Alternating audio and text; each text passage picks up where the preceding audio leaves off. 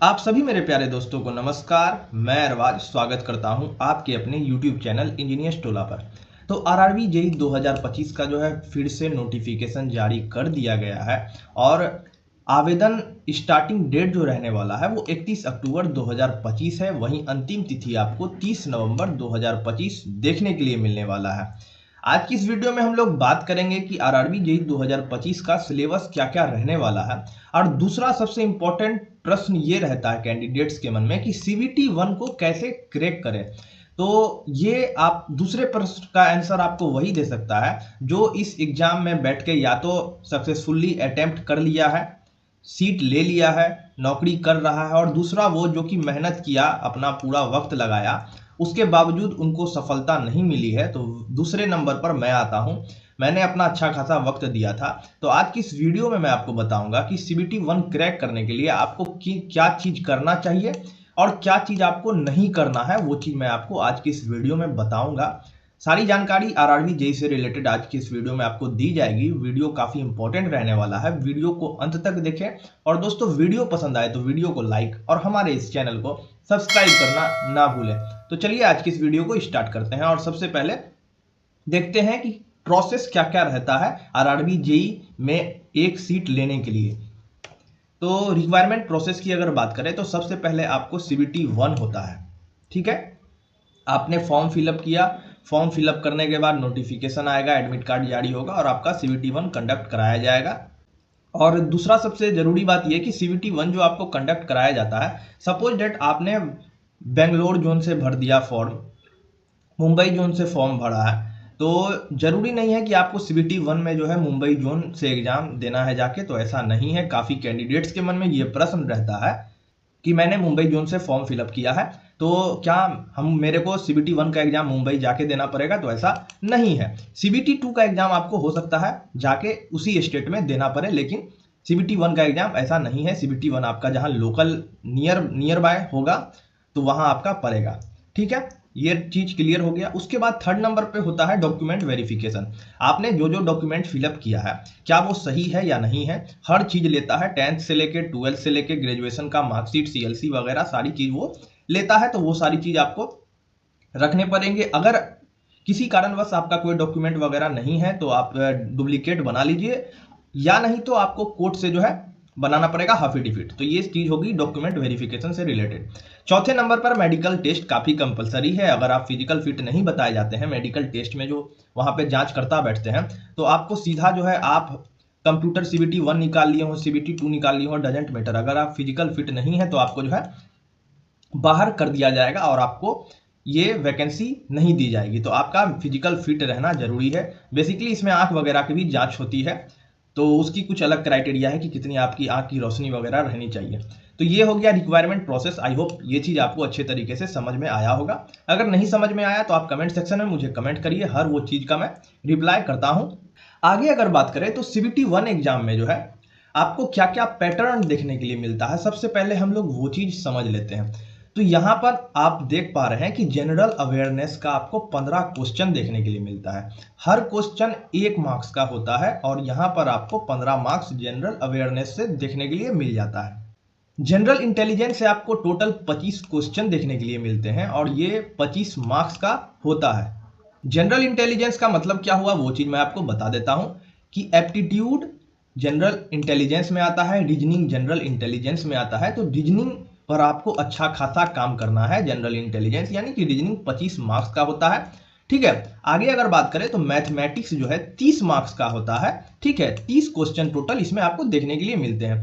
General science होता है और जनरल साइंस जो है बेसिकली 10th स्टैंडर्ड तक पूछा जाता है। 30 क्वेश्चन जनरल साइंस से पूछे जाते हैं और मार्क्स जो है आपको 30 देखने के लिए मिलता है। टोटल मार्क्स की अगर बात करें सीबीटी 1 की, तो आपको 100 मार्क्स सीबीटी 1 में देखने के लिए मिलेंगे। वहीं टोटल क्वेश्चन की अगर बात करें तो 100 क्वेश्चन आपको सीबीटी 1 में देखने के लिए मिलेंगे। समय 90 मिनट रहेगा, यानी कि 1.5 घंटा का पेपर आपको सीबीटी 1 होता है। कंप्यूटर बेस्ड टेस्ट 1.5 घंटा का ये पेपर होता है। निगेटिव मार्किंग की अगर बात करें तो निगेटिव मार्किंग आपको पता ही है कि 0.25 ईच क्वेश्चन अगर गलत होता है तो निगेटिव मार्किंग रहता है। ठीक है, अब मैं आपको यहां पर सीबीटी 1 का जो ये पैटर्न है, यहाँ पर मैं आपको कुछ समझाना चाहता हूँ, वो चीज़ आप अच्छे से ध्यान से सुन लीजिए। जैसा कि यहाँ पर आप देख पा रहे हैं, मैथमेटिक्स 30 नंबर का क्वेश्चन होता है, ठीक है। जनरल साइंस होता है 30 नंबर का, मैथमेटिक्स 30, जनरल साइंस 30, ठीक है ना। उसके बाद जनरल इंटेलिजेंस जो है मेरे दोस्तों यहाँ पर 25, टोटल कितने हो गए? 85 नंबर, यानी कि 85 क्वेश्चन हो गए, ठीक है। अगर आप कट ऑफ वगैरह की बात करें, जनरल कट ऑफ वगैरह की बात करें, तो वो भी जो है 77 रहता है, ठीक है। कितना रहता है? 77 रहता है, 70 रहता है जनरल कट ऑफ की बात करें। आपको यहाँ पर ये 3 से मिला के कितने हो गए? ये 3 से आपको मिला के हो गए 85। तो यहाँ पर आपको सबसे ज्यादा अगर काम करने की जरूरत है तो आपका जो है ये जनरल इंटेलिजेंस आप जिसको कहते हैं, यानी कि आपका हो गया रीजनिंग। तो ये आपका एक क्वेश्चन सॉल्व होने में मैक्सिमम टू मैक्सिमम अगर आप बढ़िया से प्रैक्टिस करते हैं तो 30 से 40 सेकंड में एक क्वेश्चन आपका ये सॉल्व हो जाता है। आपको हर रोज अगर जनरल इंटेलिजेंस पे 2-2 ही घंटे देते हैं तो वो सफिशियंट है, क्योंकि अभी फिलहाल जस्ट जो है डेट निकला है, एग्जाम कब होगा वो चीज नहीं पता है। तो अगर 2-2 घंटे आप जनरल इंटेलिजेंस में देते हैं तो 30 से 35 दिन में आपका जो है जनरल इंटेलिजेंस पे कमांड बहुत बढ़िया हो जाएगा। उसी हिसाब से अगर जनरल साइंस पे भी 2-2 घंटे देते हैं तो इसमें आपको बेसिकली 10th तक ही पूछा जाता है, 10th से ज्यादा नहीं पूछा जाता है। तो अगर 2-2 घंटे आप कोई भी सब्जेक्ट से, मतलब कोई भी अगर आप लिए हुए हैं क्लास वगैरह, तो वहां से अगर आप तैयारी करते हैं जनरल साइंस की तो वो सफिशियंट है। उसके अलावा आपके पास अगर वो बुक है लूसेंट का, तो उससे भी आप तैयारी कर सकते हैं। बहुत बेहतर बुक है लूसेंट का, वो आप अगर बुक तैयार कर लेते हैं तो CBT 1 क्या CBT 2 भी क्रैक करने से आपका कोई नहीं रोक सकता। तो वो चीज हो गया, आइदर आप किसी भी लेक्चर को देख सकते हैं या फिर आप बुक लूसेंट का मैं सजेस्ट करता हूं, उससे आप उसके थ्रू आप जा सकते हैं। ये चीज हो गया जनरल साइंस का। बात रहा मैथ का, तो ये एक ऐसा सब्जेक्ट है जो देखने में बहुत अच्छा लगता है, बहुत इजी लगता है, और वाकई में ये है भी इजी। मैं भी ये चीज मानता हूं, मैं भी मैथमेटिक्स ली के ही यहाँ तक पहुंचा हूं, काफी इजी है। लेकिन होता क्या है दोस्तों, एग्जाम टाइम में ये मैथमेटिक्स जो है आपका इतना टाइम लेने लगता है क्योंकि प्रेशर बढ़ता है। और मैथमेटिक्स में है क्या कि आपको जो है with in A second solve करना है, ट्रिक लगा के। आपको ट्रिकी क्वेश्चन रहता है, ये चीज मैं कह रहा हूं कि ट्रिकी क्वेश्चन रहता है, लेकिन आपको ट्रिक लगाने के लिए आपको वो चीज आपके माइंड में रहना भी चाहिए। तो ये कैसे होगा आपका मैथ का ट्रिक आप कैसे लगा पाएंगे? तो मैथ का ट्रिक आपको लगाने के लिए मैथ पर आपको बहुत बढ़िया कमांड होना चाहिए। तो अगर दोस्तों ये चीज मैं आपको बता दूं कि अगर आपका टेक्निकल सब्जेक्ट बेहतर आपने कर लिया है, ठीक है ना, टेक्निकल सब्जेक्ट आपका अगर बेहतर है तो आप जो है मैथ पर कम से कम डेली 3 घंटा अपने आप को घसिए, और घस लेने के बाद हर टॉपिक को कवर कर लेने के बाद बहुत बढ़िया से प्रैक्टिस करिए। प्रैक्टिस करने के बाद आदित्य रंजन सर का ही बुक आता है मैथ का, उसमें बहुत सारे क्वेश्चन वगैरह है, वो आप ले सकते हैं, वहां से आप प्रैक्टिस कर सकते हैं। आप जो है टेस्ट वगैरह, टेस्ट सीरीज वगैरह मैथ का ज्वाइन कर लीजिए। उससे होगा क्या कि आपको रिहर्सल हो जाएगा। और आप, मैं लिख के देता हूं कि अगर आपका मैथ पर कमांड बहुत बढ़िया हो गया तो आपको CBT 1 क्रैक करने से कोई नहीं रोक सकता। मैं एक्सपीरियंस के साथ कह रहा हूं कि जनरल इंटेलिजेंस पे अगर आप 2 घंटा हर दिन समय देते हैं, सपोज डेट, तो 60 दिन में आपका जनरल इंटेलिजेंस बोले तो रीजनिंग आपका 40 सेकंड में एक क्वेश्चन बनेगा, 25 का 25 क्वेश्चन बनेगा, कहीं गलती नहीं होगी आपसे, ये गारंटी है। जनरल साइंस की बात करें तो इसमें थियोरिटिकल टाइप क्वेश्चन रहता है। एक एक लाइन अगर आप 2 घंटा दे रहे हैं और एक एक लाइन आप अगर जनरल साइंस पढ़ लेते हैं, फिजिक्स केमिस्ट्री बायोलॉजी, आपका जनरल साइंस भी आपको 30 का 30 नहीं तो 28 देगा ही देगा। 55 नंबर 54 नंबर आपको इससे आ गए। मैथमेटिक्स की अगर बात करें तो मैथमेटिक्स आपके पास जो है, आप सपोज डेट इधर आप 54 मिनट मान के रखिए ना, 54 मिनट मान के रखिए। उसके बाद आपको समय सिर्फ देना है मैथ पे, तो बाकी का समय आप क्या करिए कि आप जो है मैथ पर दे दीजिए और जो भी क्वेश्चन मैथ का अटेम्प्ट करिए। 1 मिनट में एक क्वेश्चन आपका मैथ सॉल्व होना चाहिए। और अगर आप मैथ पर कमांड कर लेते हैं, मैथ का क्वेश्चन अटेम्प्ट कर लेते हैं, तो 110% आपका CBT 1 क्लियर हो जाएगा। उसके बाद अगर आपके पास समय बचता है तो आप जो है GK GS आप कर सकते हैं आराम से। GK GS के थ्रू आप चल जाइए, एक बार पढ़िए क्वेश्चन को पढ़ने के बाद अगर आपको आंसर उसका आता है तो उसको टिक लगा दीजिए। एक बात का आपको ध्यान रखना है ये कि गलत क्वेश्चन आपको नहीं छूना है। गलत क्वेश्चन छूने से ये होगा कि अगर आप एक भी क्वेश्चन का तुक्का लगाते हैं तो आपका जो है अच्छा खासा नंबर कटते चले जाएगा। हालांकि आप सही भी करेंगे तो गलत हो जाएगा। तो ये चीज आपको ध्यान रखना है कि आप सॉल्व करिए, कॉन्फिडेंस है सॉल्व कर लेंगे तो सॉल्व करिए, अदरवाइज उसको स्किप कर दीजिएगा। ये चीज आप ध्यान रखिएगा, गलत क्वेश्चन को टिक नहीं करिएगा। काफी समय है, हड़बड़ाना घबराना नहीं है। आगे मैं सिलेबस भी आपको बताता हूं कि कैसे कैसे क्या क्या सिलेबस रहने वाला है। तो आगे अगर बात करें सीबीटी 2 एग्जाम में, तो सीबीटी 2 के एग्जाम में आपको यहां पर फिर से GK GS general awareness 15 question आपको देखने के लिए मिलने वाला है। उसके बाद फिजिक्स एंड केमिस्ट्री, यानी कि आप इसको साइंस ही ले लीजिए, ये भी आपको 15 क्वेश्चन रहेंगे, 15 मार्क्स के रहेंगे, ठीक है, फिजिक्स और केमिस्ट्री का। उसके बाद बेसिक ऑफ कंप्यूटर एप्लीकेशन आपको 10 नंबर के देखने के लिए मिलने वाले हैं, ठीक है। यहां पर फिजिक्स केमिस्ट्री जो आपसे पूछा जाएगा वो जो है आपको 12th लेवल तक पूछा जाएगा। आपको मैं बता दिया कि अगर आपके पास लूसेंट का बुक है तो आप उसके थ्रू चले जाइए, आपका सब बेड़ा पार हो जाएगा। और जनरल अवेयरनेस में आपको, जनरल अवेयरनेस में मैं बता देता हूं क्या क्या आता है। जीके जीएस सामान्य ज्ञान जो रहता है वो आता है। उसके बाद जो है आपका ज्योग्राफी, हिस्ट्री, सिविक्स यानी कि पॉलिटी, तो ये सारी चीज आती है जनरल अवेयरनेस में। तो जनरल अवेयरनेस आप जो है ज्यादा इस पर मगजमारी नहीं करिएगा। ज्ञान के लिए अगर पढ़ना चाहते हैं, इंटरेस्ट के लिए अगर पढ़ना चाहते हैं तो काफी अच्छा चीज है। हिस्ट्री, ज्योग्राफी और पॉलिटी अच्छी चीज है, पढ़ लीजिए, काफी मजा आता है वाकई में पढ़ने में। आगे अगर बात करें तो कंप्यूटर, बेसिक ऑफ कंप्यूटर आपसे पूछेगा, वो 10 नंबर का क्वेश्चन आपसे पूछा जाता है। टेक्निकल एबिलिटीज यहाँ पर आपको 100 नंबर के लिए मिलने वाले हैं। तो यहाँ पर जो है टेक्निकल एबिलिटी आपका काफी महत्वपूर्ण रहता है सीबीटी 2 के एग्जाम में, क्योंकि आप ये टेक्निकल सेंट्रल लेवल एग्जाम दे रहे हैं। तो इसमें आपको जो है टेक्निकल एबिलिटीज को अपना बेहतर करना पड़ेगा। वो चीज आप अगर 4 साल बेहतर नहीं किए हैं तो मेरा आपसे कहना यह है कि आप जो है पहले अपने टेक्निकल पर काम करिए, उसके बाद जो है नॉन टेक पे काम करिएगा। क्योंकि टेक्निकल पे अगर काम करते हैं तो आरआरबी जेई के सिमिलर भी काफी ऐसी वैकेंसी है जिसको आप क्रैक कर सकते हैं। बेसिक इन्वायरमेंट पोल्यूशन का जो है 10 क्वेश्चन रहते हैं, 10 मार्क्स के। टोटल मार्क्स जो है वो 150 आपको देखने के लिए मिलने वाले हैं। और क्वेश्चन की अगर बात करें तो 150 क्वेश्चन आपको इसमें देखने के लिए मिलेंगे।